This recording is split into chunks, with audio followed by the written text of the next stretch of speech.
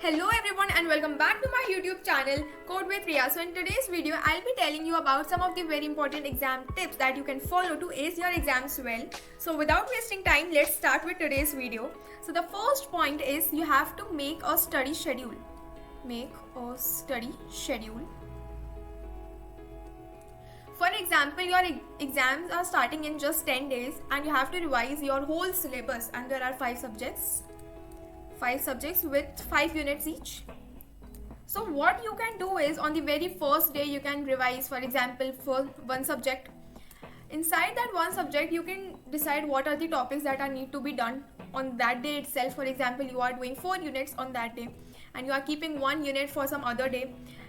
Side by side you can take the unit of second subject. For example, you have to take 1 unit of the second subject also, and on the second day you have done that one subject की left over unit आपने complete करी and आपने third subject उठा लिया. Third subject के आपने 3 units कर ली. ये 5th यूनिट है एंड ये फर्स्ट यूनिट है. सो इस तरीके से आपके पास एक स्टडी शेड्यूल होना चाहिए. अपने 10 दिनों का 10, 15, 20 जितने भी दिन आपके पास बचे हैं उन सब का आपके पास एक शेड्यूल होना चाहिए कि आप किस दिन कौन कौन से सब्जेक्ट्स को ख़त्म करने का ट्राई कर सकते हो. Don't make a schedule like this कि मैं 2 से 4 तो ये वाला सब्जेक्ट करूँगा, 5 से 6 ये वाला सब्जेक्ट करूँगा, because these things don't work at all.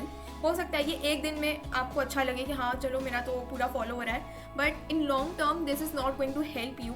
आपको सिर्फ एक शेड्यूल बनाना है कि आज मैंने एक सब्जेक्ट उठा लिया है एंड उसकी ये 3-4 यूनिट्स है, मुझे आज किसी भी तरह कंप्लीट करनी है. अब चाहे मैं रात को जाग कर कंप्लीट करूँ या फिर मैं अर्ली इन द मॉर्निंग उठ के कंप्लीट करूँ, मुझे कंप्लीट करनी है.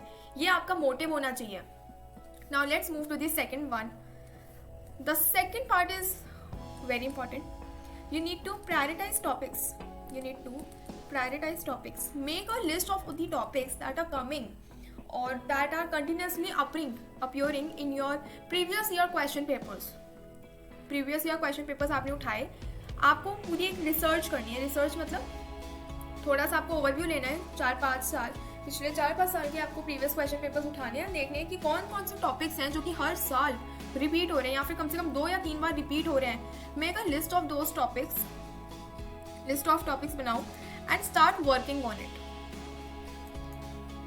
आपको उन पर एक्शन लेना पड़ेगा, उनको करना पड़ेगा, क्योंकि जो बाकी लेफ्ट ओवर टॉपिक्स हैं आप उनको छोड़ने के बारे में एक बार सोच सकते हो, but I would not recommend कि आप छोड़ के जाओ एग्जाम में कुछ भी. आई वुड से कि जितना भी हो सकता है उतना हमें करना चाहिए. कोशिश करना हमारे हाथ में है. सफलता मिले या नहीं मिले ये तो भगवान के हाथ में, हमें छोड़ देना चाहिए. सो पहले अपनी लिस्ट बना लो कि कौन कौन से टॉपिक्स वेरी इंपॉर्टेंट है. पर सब्जेक्ट ये लिस्ट बननी चाहिए. पर सब्जेक्ट फॉर एग्जाम्पल अगर आपके 5 सब्जेक्ट्स हैं तो आपकी 5 लिस्ट बन रही होंगी एंड 5 लिस्ट में से आपको उन टॉपिक्स के नाम लिखने हैं जो कि बार बार प्रीवियस ईयर क्वेश्चंस में आ रहे हैं, या फिर जो क्वेश्चंस आपको असाइनमेंट्स में बार बार दिए जा रहे हैं, क्लास में पूछे जा रहे हैं, क्लास में बहुत ज़्यादा उस पर डिस्कशंस हो रहे हैं. उन टॉपिक्स को बिल्कुल भी मिस आउट मत करना. सबसे पहले उन टॉपिक्स को कवर करना, बिकॉज उनकी प्रोबेबिलिटी लाइक अराउंड 40-50% होता है कि वही क्वेश्चंस आ जाए, उसी टॉपिक से आ जाए. यू शुड नॉट थिंक कि जो क्वेश्चन मैंने करे हैं सेम टू सेम क्वेश्चन उठ के आ जाएंगे. ऐसा बिल्कुल भी नहीं होता है. आपको सबसे पहले टॉपिक पे ध्यान देना होगा. उस टॉपिक को जितनी भी डायरेक्शन से आप कवर कर सकते हो कवर करने की कोशिश करो. So the third point is use multiple resources. अब ये थोड़ा सा डाइवर्स टॉपिक हो जाता है. Let me explain this. If there is one topic, कोई टॉपिक है जिसमें आपको डीपर अंडरस्टैंडिंग चाहिए, जो कि आपने एक रिसोर्स से पढ़ा, फॉर एग्जाम्पल आपने अपनी टेक्स्ट बुक से पढ़ा, आपको समझ में नहीं आया, तो आपको 2-3 रिसोर्सेज के लिए और जाना चाहिए ताकि आपको उसके बारे में एक डिटेल्ड ओवरव्यू हो जाए, डिटेल आइडिया हो जाए कि अच्छा ये टॉपिक है, इसके बारे में ये दे रखा है. बट आई वुड नॉट से कि आपको एग्ज़ाम में मल्टीपल रिसोर्सेज से पढ़ना चाहिए. एग्ज़ाम टाइम पे आपके पास खुद के नोट्स होने चाहिए, जो आपने या तो आपके क्लास नोट्स उसमें इंक्लूडेड होने चाहिए. कुछ पोर्शन टेक्स्ट बुक का होना चाहिए. इम्पॉर्टेंट पॉइंट्स आपने मार्क करे होने चाहिए. आपने उसमें flow charts for your better understanding flow charts बना सकते हो, निमोनिक्स बना सकते हो, एंड फ्लैश कार्ड्स ये सारी चीज़ें आप कर सकते हो ताकि आपके जो सेल्फ नोट्स हैं, यार मैं एक बात बता दूँ, आप अपने नोट्स पे जितनी ज़्यादा मेहनत करते हो ना, आपको उतना ज़्यादा मन करता है कि मैंने इस पे मेहनत करी है, मैंने इसको अपना टाइम दिया है, अपनी एनर्जी दी है, तो मैं इस चीज़ को करूँगा, मैं इस चीज़ को पढ़ूँगा या पढ़ूँगी। मैं ऐसा नहीं बोल रही कि बिल्कुल बैठ ही जाना है 2-3 घंटे हमें एक ही टॉपिक में उसको सजा सजा के लिख रहे हैं, बिल्कुल भी नहीं। बट ट्राई टू अंडरस्टैंड कि कम से कम जब भी आप अपने सेल्फ नोट्स बना रहे हो ना, तो कम से कम 3 या 4 कलर के पेन्स तो आपको यूज़ करने चाहिए। चलो मैं पेन का नाम भी बता देती हूँ जो मैं यूज़ करती हूँ। मोस्ट इम्पॉर्टेंटली ब्लू, ब्लैक, एक आपके पास हाइलाइटर होना चाहिए जिससे आप बहुत ही ज़्यादा इम्पॉर्टेंट पॉइंट्स को मार्क करोगे, एंड एक रेड पेन। ये तो मतलब बेसिक नेसेसिटी है जो आपके पास होनी चाहिए if you really want to make good notes. कई बच्चे, कई लोग बहुत सारे पेन्स से भी बनाते हैं, आप वो भी कर सकते हो, बट ये अगेन आपकी खुद की मर्ज़ी है, आपकी खुद की चॉइस है कि आप अपने नोट्स को किस तरीके से बनाना चाहते हो। बट एट दी एंड आपके पास एक कॉपी ऐसी होनी चाहिए जिससे आप अगर पढ़ो तो आपको इतना कॉन्फिडेंस आ जाए कि मैंने सब कुछ पढ़ लिया है, क्योंकि आप एग्ज़ाम टाइम पे आपके पास लगभग 7 to 8 आवर्स होते हैं एक दिन में। आज आपको लग रहा है कि 7-8 घंटे हो जाएगा, लेकिन उस टाइम पे आप हमेशा एक ही चीज़ सोच रहे हो, तो क्या यार मेरे को ना कहीं से एक कॉपी ऐसी मिल जाए या फिर मुझे किसी टॉपर के नोट्स मिल जाए जिसे मैं पढ़ के एटलीस्ट पास तो हो जाऊँ। तो वो कॉपी क्यों ना हम खुद ही बना लें, खुद ही अपने लिए टॉपर बन जाए।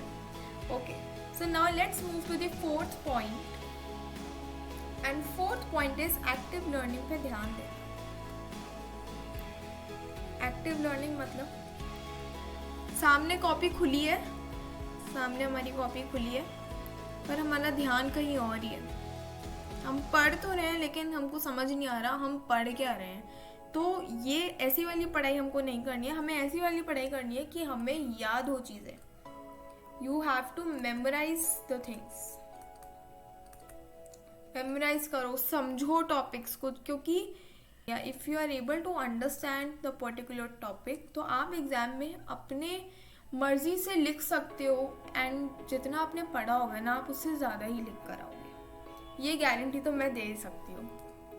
सो the 5th point is you have to take breaks.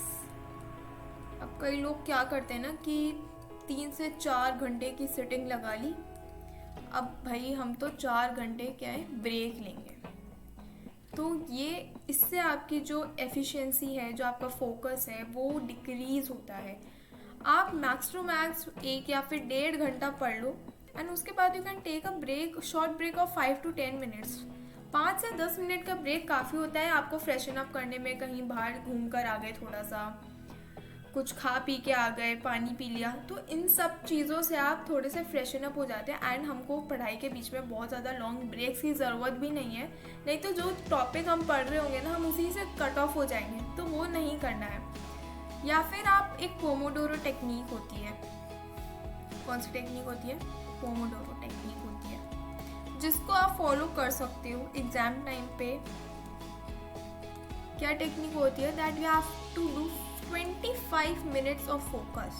That means 25 minute तो आपको क्या करना है, पढ़ना है, याद करना है, या जो भी काम आप कर रहे हो वो करना है, and then you have to take a break of 5 minutes. 5 minute का आपको ब्रेक लेना है। अब ऐसा नहीं है कि इसने बोल दिया कि 25 मिनट का फोकस एंड 5 मिनट्स का ब्रेक। इफ़ यू वांट, अगर आपकी सिटिंग 25 मिनट नहीं है, अगर आपके 25 मिनट से ज़्यादा है, फॉर एग्जांपल मैं 1.5 घंटा बैठ सकती हूँ, तो आप 1.5 घंटा बैठ सकते हो, and then you can take आप ब्रेक ले सकते हो, देन 10 मिनट्स का माइट बी। तो ये चीज़ आप कर सकते हो, आप अपने हिसाब से टाइम को फ्लेक्सिबिलिटी प्रोवाइड कर सकते हो। ऐसा नहीं है कि ये तो फिक्स हो गया कि इतना ही करना है, but avoid taking very long breaks and avoid setting very long hours also. कहते हैं कि हर चीज़ लिमिट में अच्छी होती है, एंड जब कोई चीज़ अनलिमिटेड हो जाए तो वो चीज़ अच्छी नहीं होती है। मैं इतना ही कहूँगी यहाँ पे। Now let's move to the 6th point, that is you have to practice PYQs. PYQs जैसा मैंने ऊपर वाले टॉपिक में भी डिस्कस करा हुआ है, आप PYQs को मिस करने का रिस्क बिल्कुल भी नहीं ले सकते। आप ये मान लो कि अगर आपने PYQ से सॉल्व कर लिया या फिर अगर आप PYQs को भी एक बार करके चले गए, आपके 70% मार्क्स तो आ ही जाएंगे एंड 30% मार्क्स आपकी खुद की मेहनत होती है जो आपने पूरे सेमेस्टर में पढ़ा होगा वो उसमें दिख जाएगा।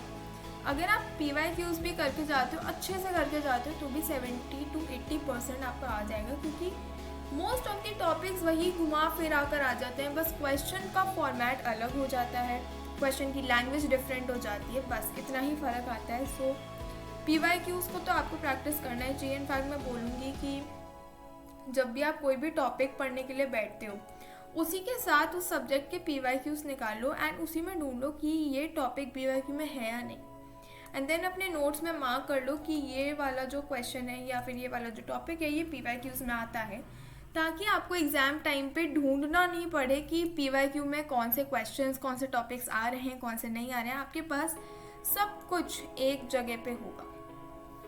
Let's move to the seventh point. Seventh point is seek help when needed. It means that when you are having doubts, if you are not able to understand a particular topic or particular unit or anything, you should ask, because help comes to those only who ask for it. जब तक आप पूछोगे नहीं, सामने वाले को नहीं पता चलेगा कि आपको मदद की ज़रूरत है। एंड आज थोड़ी बहुत मदद तो सब लोग कर ही देते हैं। आप एटलीस्ट अपने टीचर से पूछ सकते हो, अपने फ्रेंड से पूछ सकते हो, आपके बैच में जो बच्चे हैं आप उनसे हेल्प ले सकते हो, मतलब ऑनलाइन भी आप हेल्प ले सकते हो। आपको हेल्प लेनी चाहिए जब आपको ज़रूरत हो। ऐसा नहीं होना चाहिए कि मुझे तो आ रहा है डाउट बट मैंने उसको रख रखा है एग्ज़ाम डे के लिए। एग्ज़ाम डे पे पता नहीं हम ऐसा क्यों सोचते हैं कि जब जो टॉपिक पढ़ रहे हैं उसी समय वो डाउट आ रहे हैं तो हम सोच रहे हैं अरे यार बाद में पूछ लेंगे, वो बाद में, जबकि हमको पता होता है कि वो बाद में एग्ज़ाम वाले दिन ही आने वाला है। सो जब भी आपको कोई भी डाउट आए, कोई भी चीज़ समझ नहीं आए, तो उसी समय उसका सल्यूशन निकालो। ये मत सोचो कि यार वो क्या सोचेगा कि मैंने अभी तक ये टॉपिक नहीं करा, उसका तो सब कुछ हो गया। आपको अपने बारे में सोचना है, आपको क्या करना है। सो द एट्थ पॉइंट पे मूव करते हैं। Eighth and the last point is meditation.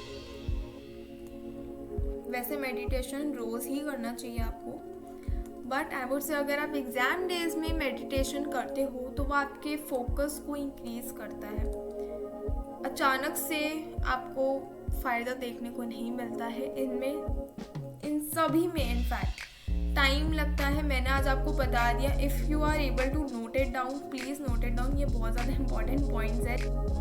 Meditation करने से आपका फोकस बढ़ता है and focus is very very very important during the exam days. आपको फोकस्ड रहना पड़ता है, कॉन्सेंट्रेशन के साथ चीज़ों को पढ़ना होता है ताकि आपको लॉन्ग टर्म के लिए याद रहे।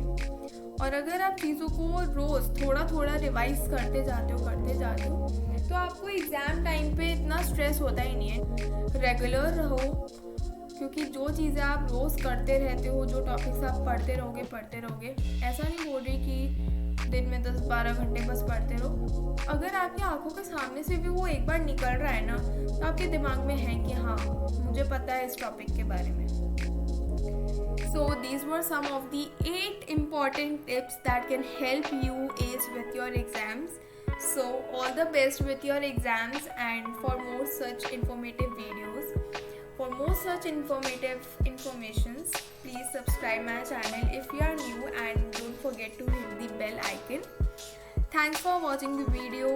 Stay happy, stay safe. Thank you so much.